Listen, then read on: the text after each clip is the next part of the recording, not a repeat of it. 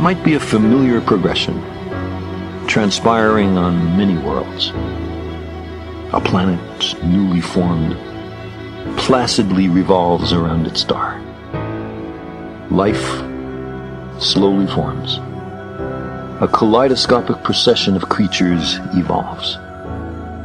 Intelligence emerges, which, at least up to a point, confers enormous survival value.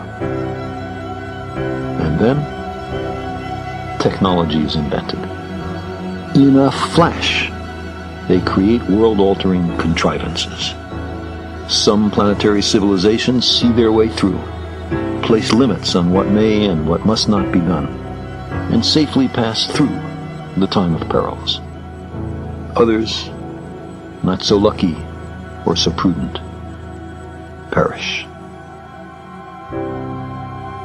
This is one reason that in the long astronomical perspective, there is something truly epochal about now.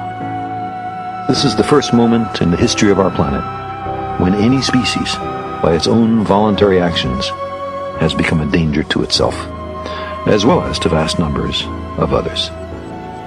We humans have already precipitated extinctions of species on a scale unprecedented since the end of the Cretaceous period. But only in the last decade has the magnitude of these extinctions become clear, and the possibility raised that in our ignorance of the interrelations of life on Earth, we may be endangering our own future.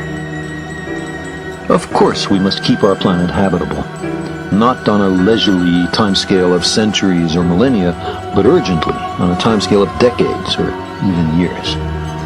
This will involve changes in government, in industry, in ethics, in economics, and in religion. We've never done such a thing before, certainly not on a global scale.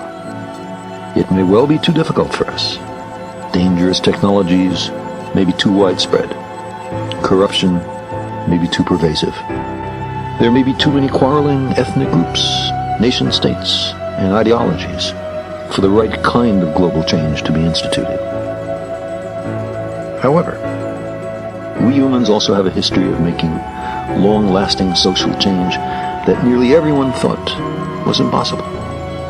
We have often, despite our diversity, despite endemic hatreds, pulled together to face a common enemy. Our leverage on the future is high just now. We seem these days much more willing to recognize the perils before us than we were even a decade ago. The newly recognized dangers threaten all of us equally.